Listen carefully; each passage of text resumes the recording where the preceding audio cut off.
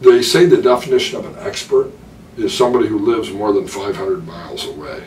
And sometimes when we're fishing in somebody else's pond, there's a perception that I'm bigger, I'm famouser, I'm better than the local talent. And so I think a wise business decision can sometimes be really to compete in somebody else's market. What do you think of that as a strategy? Well, I think that's a very good idea, actually, because nobody really, there's an expression that nobody's respected in their own hometown, and I think there's something to be said about that. It's the same thing with pricing a show.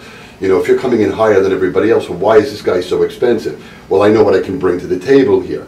I'm putting on a full-bore, high-energy show. The way I do a show is that, and you can agree with this because you've seen me do this, is that as soon as the laughter starts to crest, it starts to drop off. Bang, I hit you with something else, the laughter's up again. It's kind of like a heart monitor. Bang, it's up again. Bang, it's up again. Like, what you going to do now? Bang, there's something else that's funny.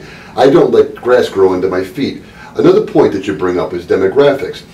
A place that's very often ignored is active senior communities, similar to a senior community visiting Branson, Missouri, or other places outside of Nevada in Las Vegas, where there are other towns that have gambling or casino-type operations.